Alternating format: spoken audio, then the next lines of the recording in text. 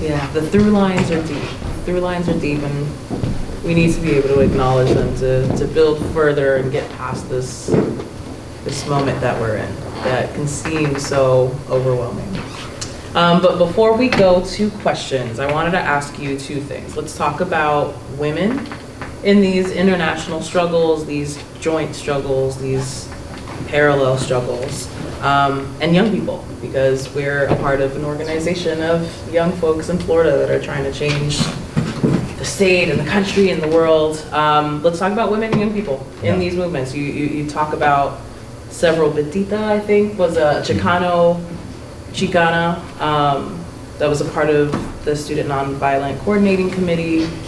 We talk about, I think, Amy Garvey in the book. Let's talk about women and young people. When we think about a person like Amy Garvey, who of course was a leader of the Universal Negro Improvement Association, which is the largest black organization in American history.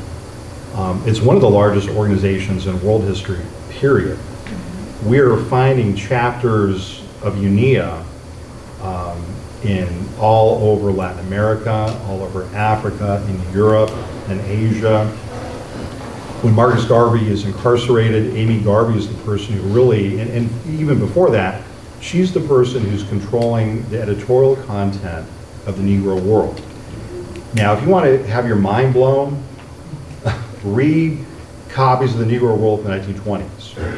One of the things I often tell my students, you've heard me, and this, I sound like an old curmudgeon now, you can't be a good historian if you go to a topic, you go to people in the past, and you think you're smarter than they are. You can't do that. You'll be condescending, right?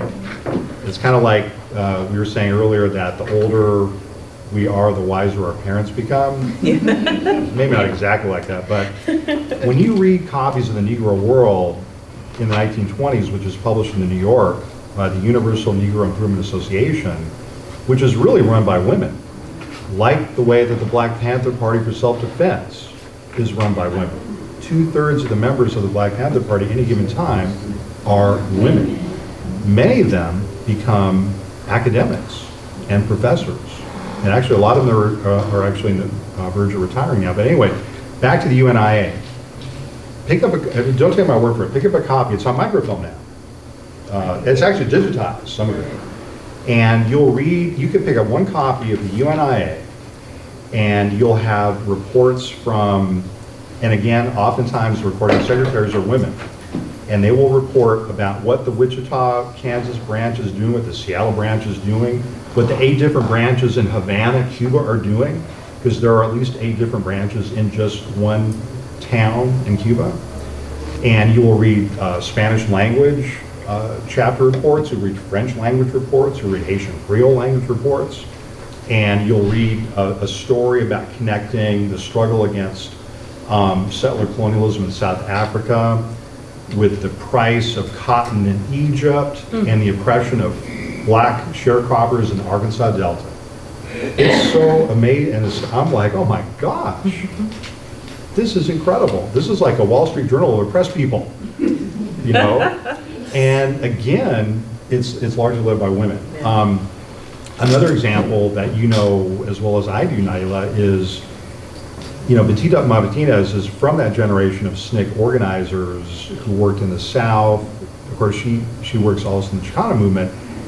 And I also think of people like, say, Zohara Simmons, who I consider one of my mentors, who was the SNCC project coordinator in Laurel, Mississippi, who as part of her work, even before Freedom Summer and after Freedom Summer, helped build for this movement organization the largest collection of books in the town of Laurel, Mississippi. They had more books in the Freedom House, in the SNCC Freedom House, than they had in their own library in Laurel.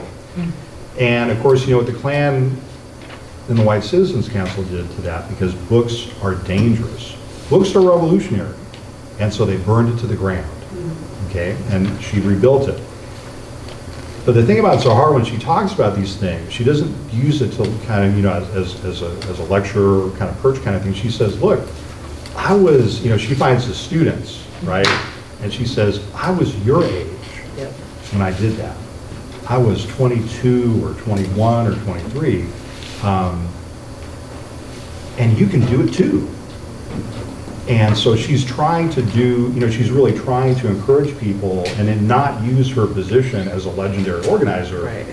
to kind of lord over people. That's not a good term, but anyway, I think that's one of the things that we try to do as organizers who teach history or try to draw from the past, is we look at the role of oppressed people in general, but also taking, really a microscope to a movement like the Black Panther Party and ask, why did the state see the Black Panther Party as being so dangerous?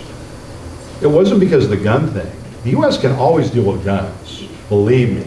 I'm a third-generation military veteran. I grew up in a gun culture. I own guns today. The United States government doesn't care how many guns we have. They have helicopters. I don't want to be too facetious here, but what they're scared of is if we learn how to feed each other and grow our own food and run our own hospitals and own schools, that's what they're scared of. The free breakfast program is the thing that the U.S. government is the most scared of. Now, men participate in the free breakfast program, but it's really women, again, who lead that program. That's the most revolutionary program. And the government takes that over. Notice how the government comes up with all sorts of aid programs. But even, what was the other program? We went to the place in Indianola. Freedom Summer, no, Freedom School. Head Start.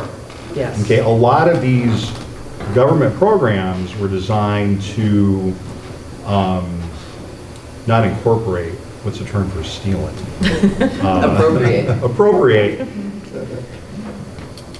Incredible innovations that often are created by women and oppressed people and youth in movements. And that's something for us to think about, again, because people could do that in the 60s in the Delta, and we're doing the same thing now. I mean, what are you all doing with Dream Defenders? You're creating capacity to get people to think about how to change the world. What do we do with the Amendment 4 campaign? Yeah. We got 1 million signatures. We scare the heck out of Tallahassee and Washington, D.C. That campaign, it may not seem revolutionary, but really in many ways it was revolutionary. If you think about how much work it took to get those signatures and how much trouble the government is going to now to try to abrogate that, that is very important, brothers and sisters, for us to keep in mind. And we saw it be, changing people's mindsets when we were out there petitioning, because, gosh, 1 million signatures. Think about that. What an achievement that was. And I know you all played a big role in that. Yeah, and 60% of people in Florida voted for that. But that's another theme in Dr. Ortiz's book is the sort of, what did you call it, the payback era? Backlash. The backlash era. We gain a thing, the powers that be, the ruling class, the planner, be it the planner class, be it, Wall Street, they will find a way to pay us back for our gains. And we talk very well about that in this book. But we rise. So, are there any questions from the crowd? I think we've got about 15 more minutes. Is there anything else that you want to talk about before we go to the crowd? Or talk too much. We got any questions?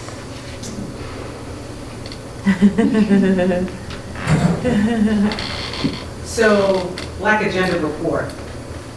I'm in there every day, and it was like, I was like, hey, I know that guy. How did that happen?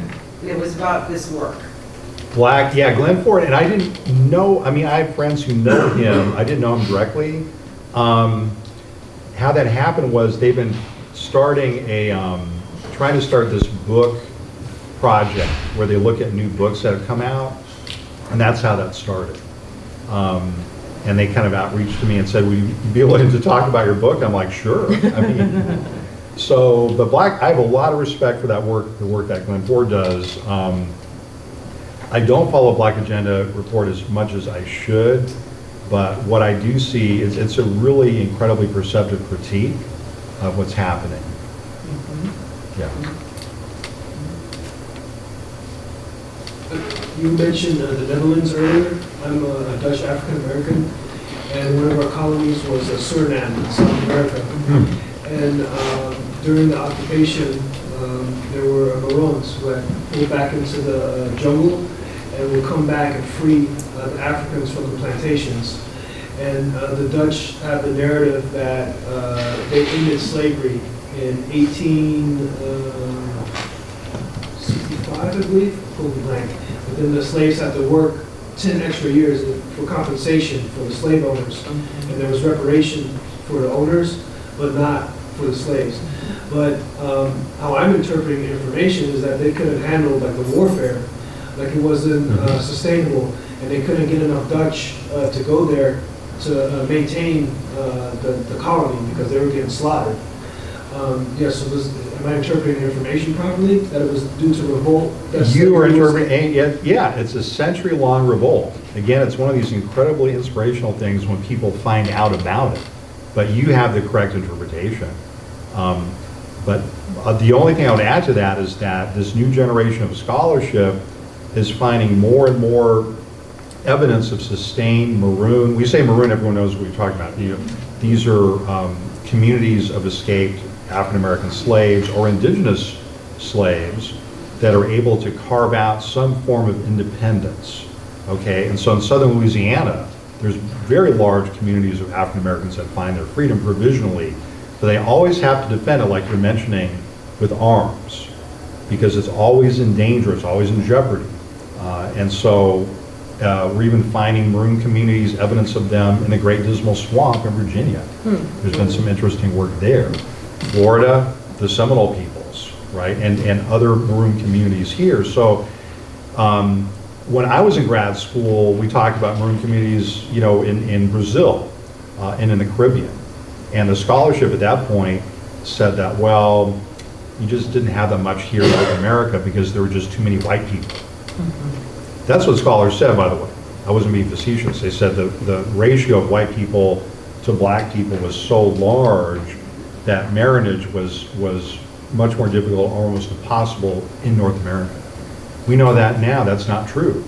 There were many Maroon communities in Texas, in Louisiana, in southern Florida, central Florida. Yeah. I didn't know that they were also in the United States. Like when I heard about the history from Suriname, I was like, oh my God, like we didn't have this type of situation in the States. So it's nice to hear that it was here as well, because that this information is not being taught in schools. Yeah, you rarely hear about it being taught in. Is the American Revolution really even taught in schools? Just here. More than everybody else's revolutions. Okay. Yeah. What's your take in terms of the contrast and compare of what happened, this would be the Asians and the black diaspora after the Bandung Conference? That's a heavy question. So the Bandung Conference, this is a situation where people in what we used to call the third world, what we call now kind of the global south, get together. People like Richard Wright is there to document this. And it's an effort to try to create kind of a non-aligned movement of oppressed people who say that we don't have to line up either behind the US or the Soviet Union, right? We can create our own independent struggles. And so that is that serves as a powerful example to people in the Student Nonviolent Coordinating Committee. It's incredibly inspirational to people in different Latin American liberation movements in the 60s. It kind of becomes diffuse in a way. And the US State Department does its best to try to both cover up what happened and to try to get people to forget about it. One thing about capitalism as an economic system is designed to convince you that you and I are in competition with each other. Why would we get together on anything? Because again, it gets back to, your gain is my loss, vice versa. So Bandung is this effort to try to create an independent pathway to liberation. And one of the things that it's also animating is, remember, one of the reasons that Wretched of the Earth is such a dangerous book. If you've never, if you've never read Wretched of the Earth, I really urge you to read this book. One of the reasons it's so dangerous is that by the end of the book, and my students are stunned when they read this book, because first of all, they're like, what is a black man doing helping Algerians win their freedom? And that opens a great discussion. Oh my gosh, that's a whole semester-long discussion. How he ends up, how Fanon ends up in Africa. But the part of that book, which I believe the State Department finds so dangerous, is where Fanon says towards the end of the book, it's not really a question of socialism or capitalism. It's a question of the redistribution of wealth and resources that must take place if we're ever to have a humane society. He says, we've been robbed for centuries. This is how the world is so unequal. And it's great to talk about economic systems, but until you redistribute the wealth and the resources, then you're just kind of playing around. You're just sloganeering. And I think, so I connect that to a tendency within the kind of the most radical tendency in Mandinga is for people to say, hey, it's not good enough for our tiny republic or tiny island to say that we're socialist or we're capitalist. We've got to talk about existing property relations, like where did our property go, right? I remember my wife and I were in Vancouver, BC several years ago, and there was a fair, like these cities have like a cultural arts fair kind of thing, and there was a First Nations group, a group of Native Americans who were passing out flyers at this fair, and I took one of these flyers. And I read the flyer, and the flyer said, "Dear Europeans, you have been guests in our country for about 5 centuries now, and we've enjoyed accommodating you and everything like that. But as any good guest will know, there's a time to actually go back home, and so we're asking you to go back to your home. It's time for you to go home now, right?" There's that skit I remember years ago where how you put out the hint, it's time for your guest to go home. Pineapple. How do you do that? You make Pineapple. a pineapple, yeah. You do pineapple, you brew some coffee, and you're supposed to get the hint. But the first name, and I remember this other guy picks up this leaflet in Vancouver, and he's reading. He says, "I think this is a joke." And I said, "No, I don't think this is a joke. I think this is real." But today, I was really inspired because the teacher who started us at Miami Senior High, our session, our teacher's workshop on a new curriculum of history possibly, started with the statement that we are on unceded land. The native people whose land this building and we're on never voluntarily give up that land. And that's the case all over this country. And so, to me, I kind of connected to Bandung because part of Bandung was talking about indigenous rights and the loss of land. And some of the people that came out of the Bandung conference were trying to remind people that you don't just have indigenous people in the Americas. You have indigenous people in Africa and Asia who've been displaced and robbed of their land and resources. And so those are the conversations I think we need to have, but it's still inspirational. Yeah.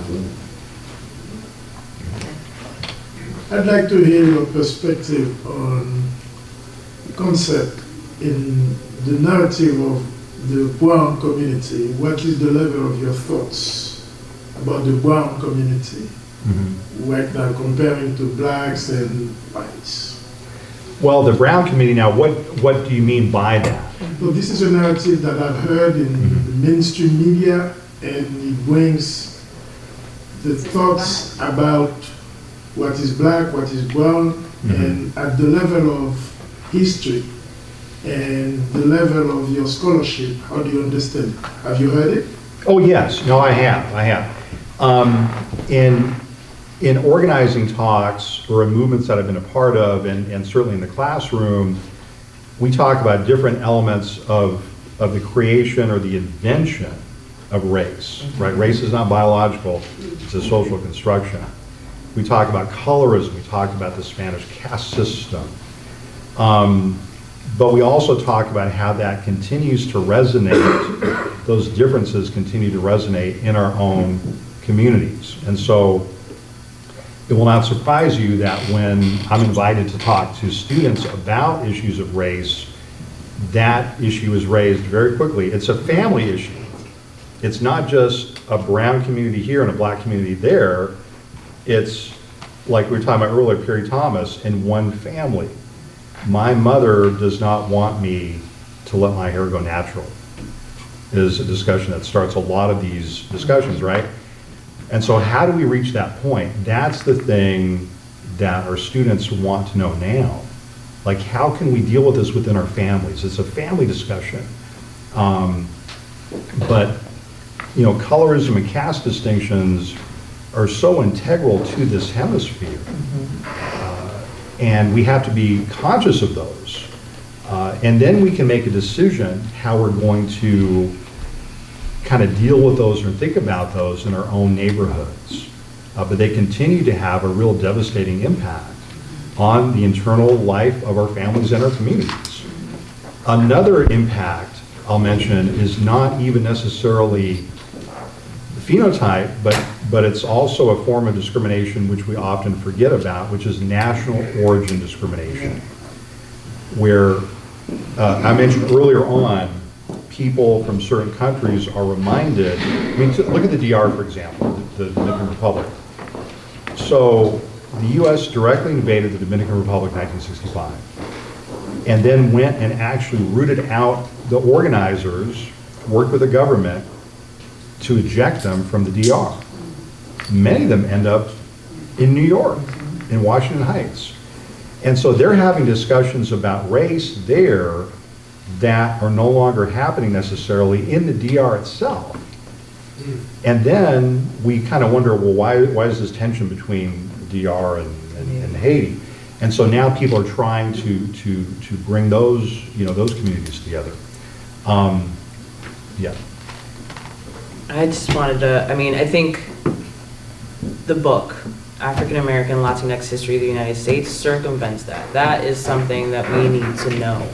The Mexican, the Sentimientos de la Nación, it was like their first constitution that bans torture, that bans slavery, right? Like, there just have been so many examples of solidarity amongst what we know as black and brown folks. But we are all affected by notions of scarcity, right? The same thing that you talked about earlier, but there's only so much. If you get rights, I'm hurt by it. I think, like, organizing and knowing our history. I took his class for the first time because I was raised here. My mother's Cuban American, my father's African American. And so when I saw the class description, it was like, both of them together. Oh my gosh. You know, but knowing the history has, you know, has really settled things in the way that I grew up and the things that I was taught about black and brown people being totally separate. And that just has to be part of the answer. And redistribution also, so that we don't have to worry about scarcity. There are so many resources for all of us, like everybody gets to win. You were gonna say I think it's also the visionary, because with the situation about population and the increase of the so-called minority numbers of which group is going to be in a minority in the future, it is incumbent upon the people who are in power to start separating people based on race and class. Absolutely. So, I mean, this is going on perpetually in all times. And then if you could say, okay, you are brown, and you know, you are different, and you are black, and so you keep trying to figure out where, you're not even thinking about coming together, you're thinking about your own particular struggles. So they play that up, and you continue to play that and continue with that. So I think it's also a question of power, and how it's, you know, you are distracted in the struggle. Absolutely. And a word about the Bandung Conference, my understanding has been it was a question of power play on the international scene. And these countries of the so-called third world came together in order to play the powers that be, Russia and the United States in particular, And being non-aligned, they call themselves non-aligned nation, then they could play the powers together and get what they wanted. I think that was the genesis of why the Bandung Conference came about, as far as I know. Very much so, yes. Oh, I have a question. Dr. Ortiz, thank you very much for your presentation. But I wanted you to talk about the significance and importance of oral history and the acquisitions of collection of people, ordinary people or seemingly ordinary people, who contributes to our struggle in their own private lives and their own private ways, and how that impacts the new knowledge. For example, you went around and you interviewed and you looked at people who may not even have been on the radar, but because institutions like ours collect their lives and their what they have done, it creates the atmosphere for the new knowledge. Please talk about how significant that is. So oral history has always been important for me, in part because I come from a family of storytellers. Most of my elder stories, from what I can tell, are more or less true, hopefully. I mean, some of them are lessons, which can also be, you know, kind of folk lessons, right? But I found as a historian, in all seriousness, that unless we use oral history, unless we interview people who are part of these movements, we quickly forget why the movement started, who was integral to the movements, who really kept things going, especially in terms of gender, race, and class, because Nailah asked me this question about, you know, talk about the role of women. Now, for some reason, I haven't quite figured out, men love to take credit for everything, right? But it was oral histories which allowed us to completely rethink the history of the civil rights movement and find these incredible women organizers and women leaders like Zahara Simmons. And so that's one part of the importance, is it allows us to have a more accurate representation of how people have challenged the system, challenged power. The United States government and the corporate media are very good at trying to pretend, again, that all the rights that we have and that we enjoy were given by the government. Yeah. I turned on the radio the other day, and this is unfortunately happens just about every week now, but NPR station was talking about on this day, women in the state were granted the right to vote. And I always yell, my wife knows this, you know, we both yell at the radio. Women were not granted the right to vote in this country. They fought for the right to vote. They were incarcerated. They were waterboarded. A lot of people know this, women were severely tortured. And the idea that the government just gave them the right to vote, the idea that the government, I mean, imagine if someone said, the government gave the 1965 Voting Rights Act to black people. But we teach this, I've heard that taught.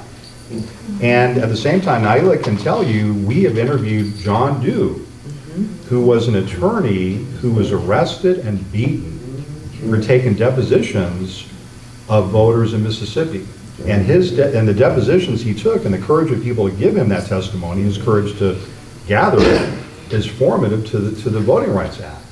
And so that's another example about why oral history is important, because otherwise we wouldn't have known that. Otherwise we have a narrative again of kind of the great white father, Lyndon Johnson, deciding to do the right thing.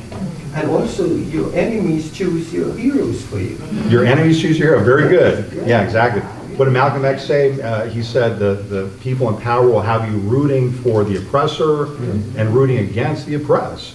And that's the other great thing about oral history. I mean, the last thing I'll say is in chapter 8 was a really fun chapter to write because it was the more contemporary chapter.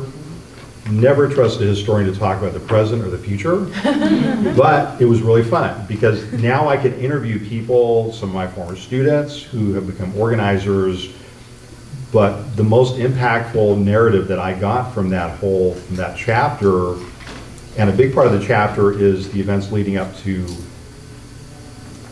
the largest general strike in the history of the Americas, which we're still, we don't even know. the U.S. invasion of Mexico, which we wrongly, and again, I was guilty of this in my career. I mean, the Mexican-American War, come on now. It's the U.S. invasion of Mexico to re-enslave people of African descent in Latin America. Because the U.S. doesn't just go into Mexico to try to reestablish slavery. The U.S. goes into Central America. The U.S. helps fund these weird guys, these filibuster people.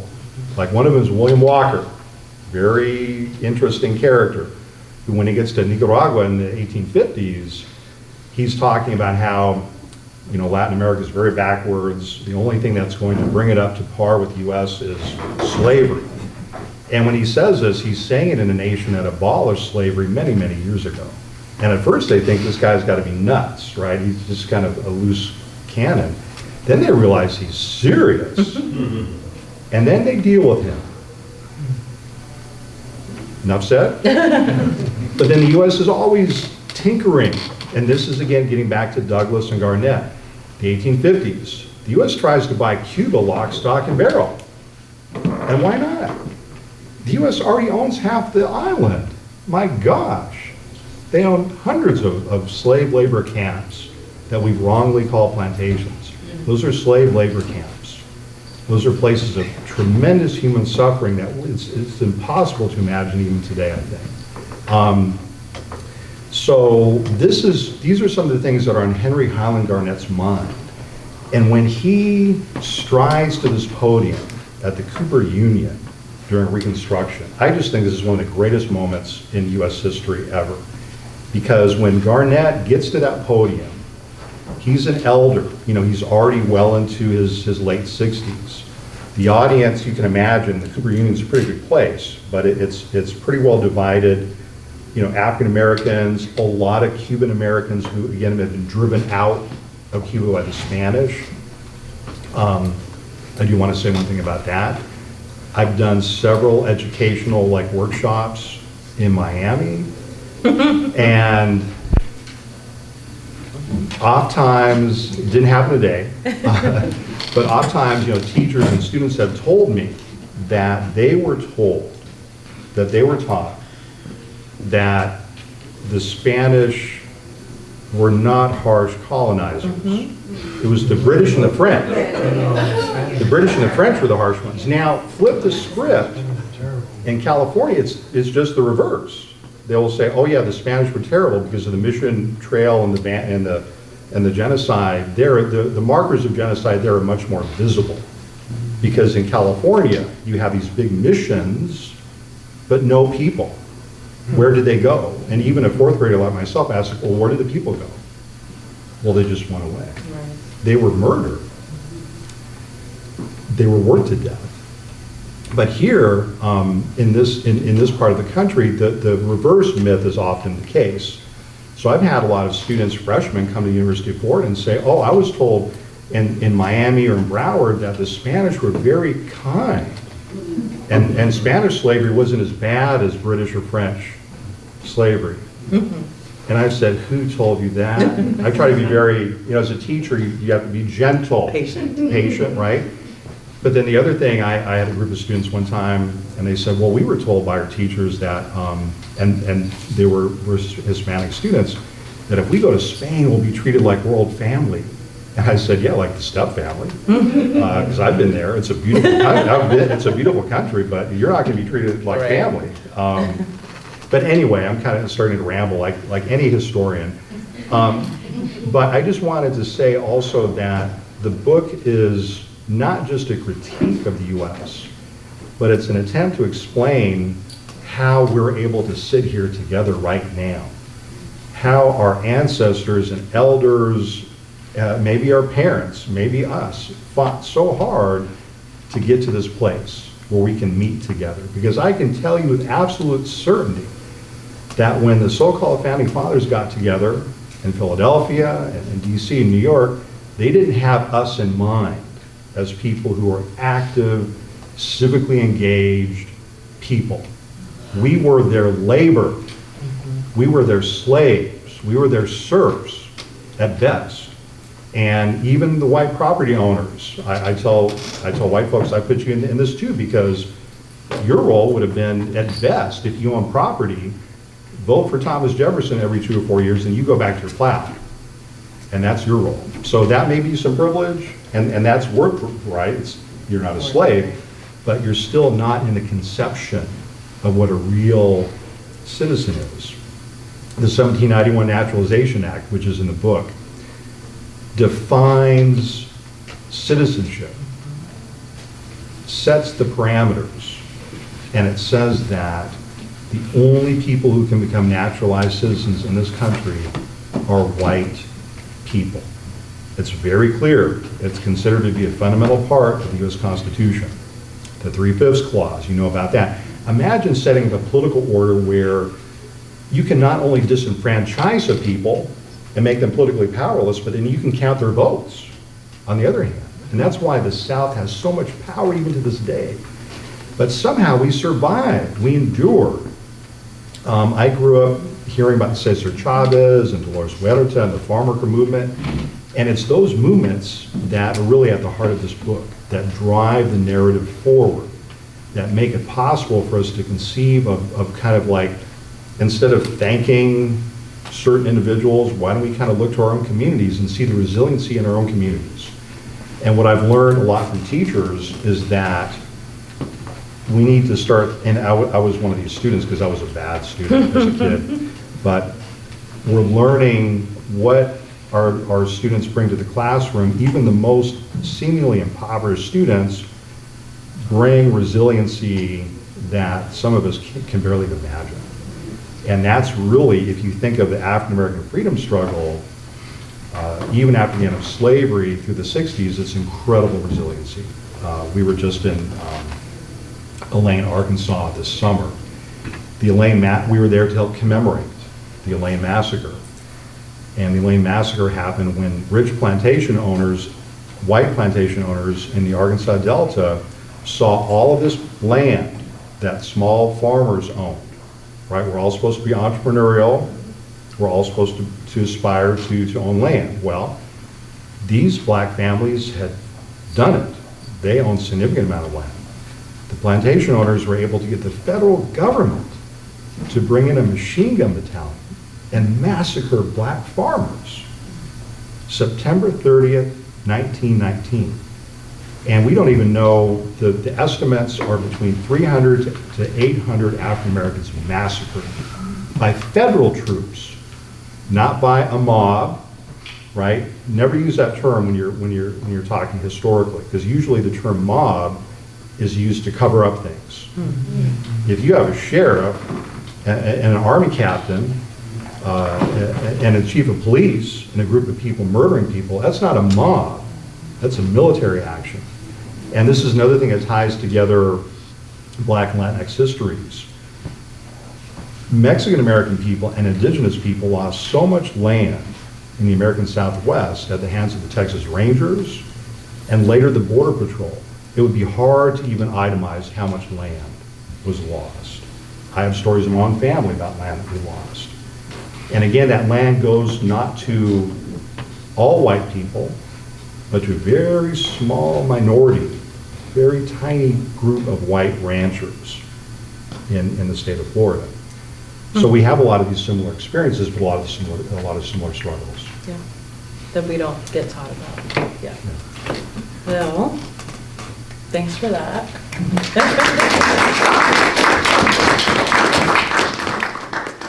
So I wanted to start the conversation piece off, being that we're in South Florida, you touched on it a little bit, but Haiti is in a state of uprising right now, right?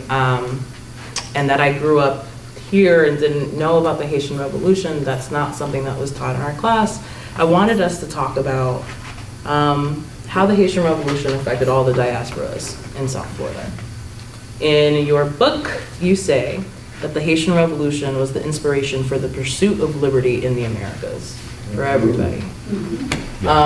So, you know, Haiti and Cuba have a relationship, Haitians and African Americans here that were enslaved have a relationship. I just sort of want to paint a picture of how thoroughly that revolution touched the lives of people from the islands, from Florida, from everywhere, just wanting, you start off the book with the Haitian Revolution and its ramifications for people. So I just wanted to dig into that a little bit here. The Haitian Revolution is fundamental to all of the independence movements in the Americas that occur after it. If you look at, again, people like Antonio Maceo, Jose Marti, Simon Bolivar, scores of other freedom fighters who at one point get ejected from their home countries by the Spanish or the Portuguese or the Brits end up in Haiti. Haiti offers these freedom fighters sanctuary. Why do they do this? What are some of the outcomes? I mean, what the Haitians can offer to a person like Simon Bolivar in the early 19th century is the fact that they have found a way to defeat concentrated European military power. Military historians still don't completely understand how they did this, right? There's a lot of different theories, but what we do know is that the Haitians defeated the largest invasion force that had been gathered up to that point in history by the British, because the British even came to try to re-enslave Haiti. Now, I didn't know this until I read C.L.R. James's Black Jacobins. This stunned me, and the reason that we didn't know this is the British did everything they could to hide it, to cover it up. And C.L.R. James found this out in the 30s quite by accident, because he was talking to, I think, a British colonel, and this came out because James was working in the French archives in Paris, and this guy was like, well, yeah, but you didn't hear about this invasion, yeah. But because they have this tactical knowledge, and because they understand that unless they can break the stranglehold of the French, the British, the Dutch, the Portuguese, and the Americans, they're going to be forever isolated, both economically, militarily, and everything. More and more people now know that the French levy slavery reparations on the people of Haiti, that they have to pay until World War II. This keeps the nation very impoverished, and it creates a very negative kind of political situation where people, the leadership is always having to tax people to pay this, what the French call an indemnity. Now, check this out. The Europeans are always at war with each other, right? I mean, they almost destroyed the world in the 20th century twice. The 19th century, constant war with each other. There's one thing they can agree on. It's that Haiti is what the Americans call a contagion of liberty. People who want to find freedom and strategize and overcome oppression and defeat their oppressors go to Haiti to learn how to do it, because it's the best. It's like, Haiti is like a big, like y'all Dream Defenders do organizing workshops. So Haiti is like the revolutionary workshop of the early 19th century. It is the place to go, bar none. Because think about what's coming out of Europe at this time. What, colonialism, imperialism, slavery, eugenics? Wow, that's really positive. But what's coming out of these nations like Haiti and Latin America and Mexico are ideas of social democracy and liberty and justice. Today in the teachers workshop, we were just kind of blowing each other away because we were giving different examples from, and one of my favorite examples from Haiti is that in the closing weeks of World War II, there is a conference that's held in Chapultepec, Mexico. This is pursuant to the founding of the United Nations. And the main question is, how do we keep the world from blowing up yet again, right? And the Americans come to this conference, and all the nations of the Americas participate, by the way, except for Argentina. There's different reasons for that. But anyway, so everyone but Argentina participates, right? And so everyone's bringing the big ideas to this conference. How do we avoid World War III is the big question. In 1945, it's not clear anyone has an answer to that question. How do we avoid World War III? And so the Americans come to that discussion, and we did a little group exercise today at Miami Senior High about this. We had a lot of fun with this. And so the Americans come, and what do you think the American idea is for how to avoid conflict in the Americas, in the Western Hemisphere? Military, thank you. How did you know that? Was that a guess? Was that based on your knowledge of history? That's a very good yes. You are correct. The U.S. comes to the table and it says, what we need here is a new Monroe Doctrine. And it's especially interesting because the guys presenting this are U.S. senators from the South, okay? And they're saying that we need to create a policy where whenever the security of one nation in the Americas, Latin America, the Caribbean is endangered, that the President of the U.S. should have unilateral power to deploy U.S. troops to defend that nation, okay?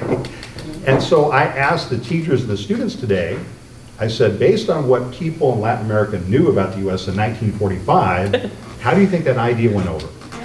In the middle of Jim Crow, Juan Crow. Exactly. Didn't go over very well. So the Haitians had a plan of their own, which the United States, in diplomatic back channels, tried to prevent from coming to the table, but they failed. The Haitian plan was based on the very fundamental premise that World War II started because of the idea of racial inequality and white supremacy.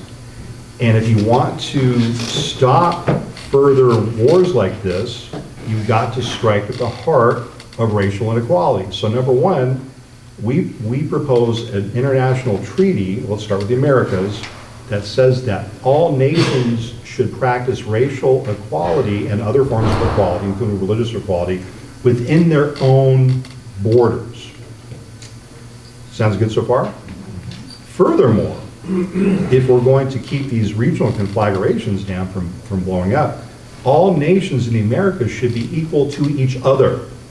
One nation should not have the right or the power to unilaterally attack another, unilaterally impose unequal trade.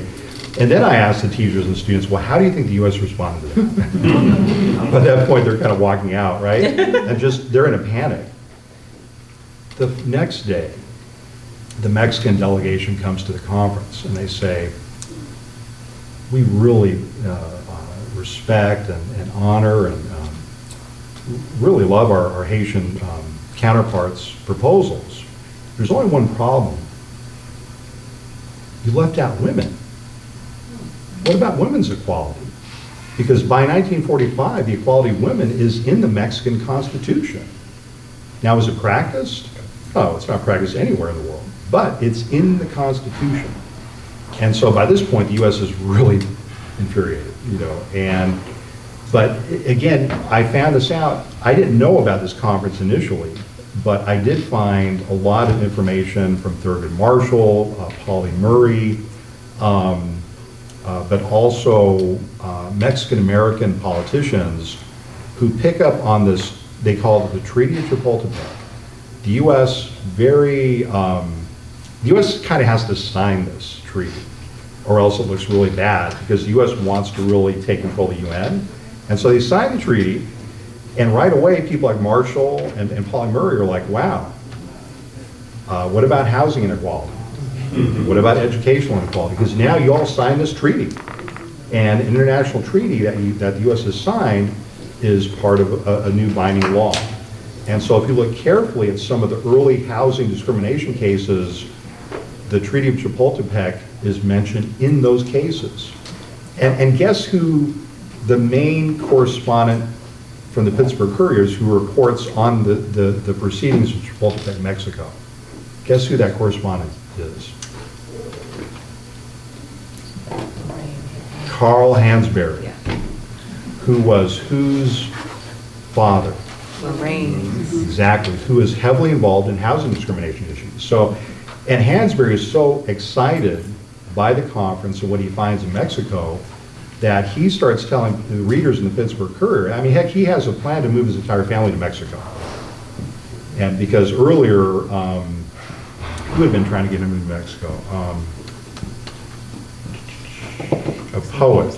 Langston Hughes had told Hansberry, man, you know, I used to cast aspersions on Langston's father actually was a very successful businessman in Mexico. And Langston started telling people, hey, we need to move to Mexico, right? So kind of a 20th century version of Garnett. Yeah. I think in this moment, looking at the relationships between Haiti, Cuba, Mexican revolutionaries, and African American folks, and thinking that Mexico was a sanctuary for black folks, and thinking about what's happening on the border right now and the criminalization of Trump. You know, we organize right now. We are fighting the sort of wave of white nationalism. We're fighting criminalization. So I guess the question that I have next is, how can all of these lessons in this book, in our histories, in our joint solidarity engaging histories, how does that inform, or how can we prepare for all the things coming down the pike? If Trump gets another election, how does solidarity between our people play a role in what could be a terrible, terrible future? Well, what is, you know, I think we have to fight and organize, you know, in the election, through the election. One of the things that amazed me, Nailah, about our class in 2008 was you and other students were sharing the experiences of organizing around the Obama campaign in Miami, and what that meant in 2008. Now, it doesn't seem like it was a revolutionary activity in 2008, but it was a critical activity because it opened up discussions about race in the Latinx diaspora. And I was a part of a few of these discussions kind of from afar. And I was asked to talk to some folks who were saying, well, you know, we're not going to support Obama down here because he's a communist. And it was the generation of young organizers who said, no, he's not a communist. The problem with him among certain people in South Florida is that he's black. And we've got to deal with anti-black racism within the Latino diaspora. And we have to deal with it in a much more assertive way. And see, I see this happening. So for example, last month, I was brought down to Miami, the group South Florida People of Color. And they explicitly are working on this issue of anti-black racism in the Latino diaspora. And we talked about the history of Spanish colonialism. But see, if you're not taught the history of Spanish colonialism and Spanish slavery, you're not prepared to deal with racism in our communities. You're not prepared to deal with colorism in our communities. One of the books that we read together was Down These Mean Streets by Perry Thomas, a great book of the Puerto Rican literary renaissance. But in the book, you have a young man who grows up in Spanish Harlem in the 1930s and 40s. He's the darkest skinned member of his family. He goes to his father and he says, Dad, you know, I think that we have some Negro blood in us. And his father's like, don't talk like that. It's Taino, it's native, you know, it's Indian, it's our Indian ancestry. And he has to fight to come of age to eventually embrace an Afro-Puerto Rican identity, and most importantly, an identity of struggle and interconnectivity with other people, right? We talk about inclusion. I'm not sure, inclusion sometimes is kind of wishy-washy, but what he's trying to do is he's trying to build connections between people in different communities. But he can't do that until he has a level of understanding and pride in his own self, in his own physical person, in his own identity. And so I'm often asked, well, how could Asian American communities form solidarity with Black or Latinx communities? And my first response is, first, we have to learn our own histories. Frantz Fanon, Wretched of the Earth, is clear about this. There's a certain stages we have to go through. And one of the first stages is learn the histories that have been stolen and taken from us. And learn to stop belittling ourselves. Learn to stop thanking the great white father for what we have actually done in this country for ourselves. But that's just but this is like stage 3, I think, in Fanon's conceptualization. You know, you keep on going, and ultimately you get to a point of where now you're ready to talk about coalition building. Now you're ready to talk about, you know, building solidarity, but it doesn't all happen at once. My favorite example is, we were talking about this earlier, Martin Espada, the great Puerto Rican poet, who every opportunity he has when he's writing poetry, and there's a new generation of radical young Chicano poets who do the same thing, Matt Cedillo in East Los Angeles. We'll talk about the struggles of Chicanos today in Boyle Heights around gentrification. We'll work in the struggle against slavery, against Jim Crow. You know, we'll talk about, you know, anti-colonialism in the Global South. And that's a new way of thinking about struggle. Or Martin Espada finding out the great Tito Puente has passed away. When Espada found that out, he was in Ireland.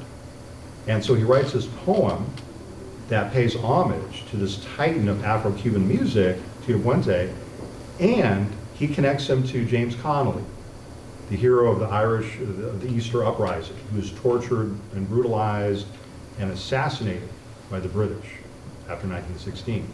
And he brings in slavery and the struggle against slavery. And all these things are in one poem.